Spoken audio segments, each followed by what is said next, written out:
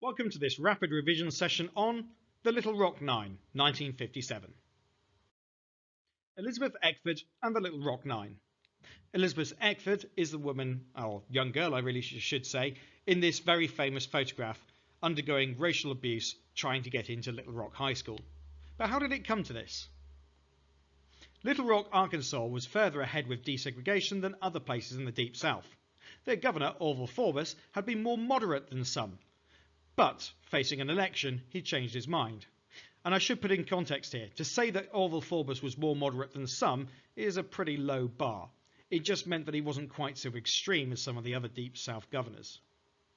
Little Rock Central High School had 75 black pupils apply to join it.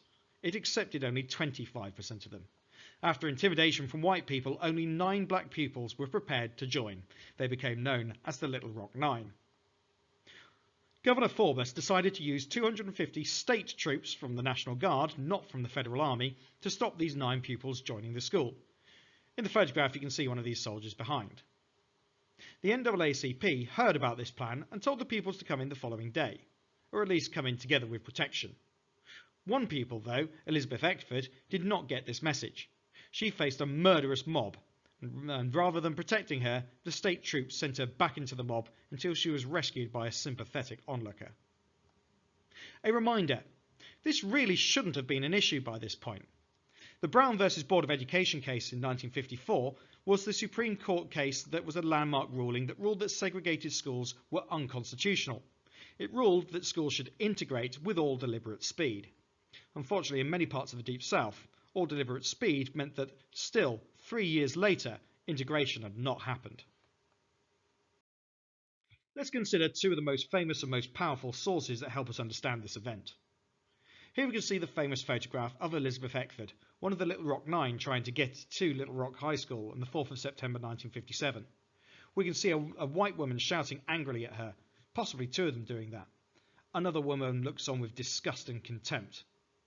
We can see a National Guardsman ringing the school with the school in the background. Eckford is remaining calm and cool, at least on the outside. How she must have been feeling at the time inside, we can only guess at. But remember that organisations like the NAACP were very good at training people how not to react to this sort of provocation. Perhaps it saved her life. Then consider source F. This is from an interview given in 1991 by Daisy Bates, the NAACP organiser who helped the Little Rock Nine. Bates had been asked if she had the support of the parents of the Little Rock Nine, and this is what she said.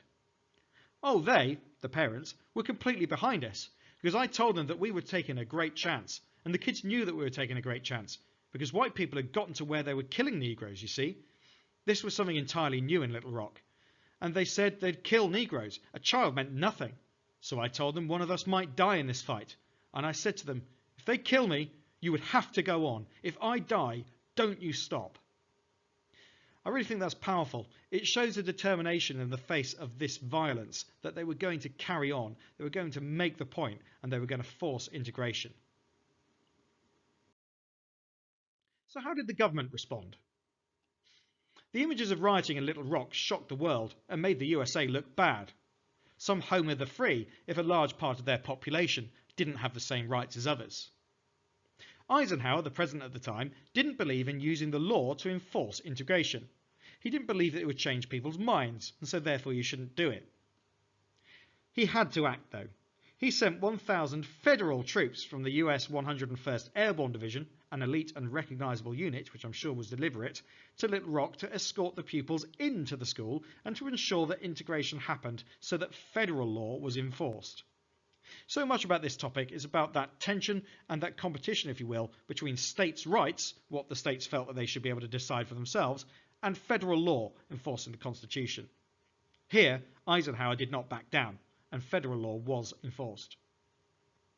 However, this did nothing to stop the intimidation of pupils outside the school, though. Governor Forbes closed all public schools in September 1958, only to reopen them in September 1959, integrated. But let's consider the sort of opposition that people saw. Not just political opposition, but violence too. White citizens' councils, which remember were violent organisations, grew and continued to intimidate black families. Many schools only let a few black children in at a time.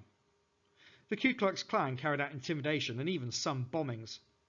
Some schools let black pupils in and then segregated their classes, a loophole. Some schools introduced entrance tests and then skewed the results against black pupils. And some schools used racist violence to stop black pupils attending, claiming that it was for their safety. And then, finally, the White Citizens Councils made intimidating phone calls to black families, threatening them if they tried to integrate. So is this part of a trend? Like so many advancements that we've looked at, like the Brown case, this has led to legal and political progress, but actual change was often slow. Progress often prompted a violent backlash, and for the people who experienced it, this progress often didn't feel much like progress at all.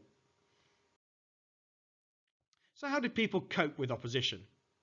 Many white people who supported desegregation were themselves afraid to lend support to black people. It seemed that opposition came from everywhere. Pupils needed police escorts to get into school, as we've seen from some of the photographs here. To help people cope with this, CORE, on the Congress of Racial Equality, produced a set of rules to help black people integrate into schools. These were examples of non-violent resistance. Ultimately, one was putting oneself at much greater risk if he fought back. Integration rules. Be clean and neat at all times. Be polite to the teachers and other students. Don't shout at or fight with anyone, no matter how provoked you are. I'm sure that was difficult at times. And stick together. Some final points then. The Brown decision was supposed to have integrated schools, but in many states progress was very slow. In 1957, though, Little Rock High was due to integrate. Governor Forbes opposed this. He blocked black pupils' entrance using the National Guard. A racist mob intimidated and abused pupils. This represented a power struggle between federal authority and states' rights. So who won? Well, Eisenhower enforced segregation using federal troops. I hope this video has been useful to you. If it has, please like the video and subscribe to the channel, as more content like this will be uploaded every week for the foreseeable future. Thank you very much for watching, and for now, goodbye.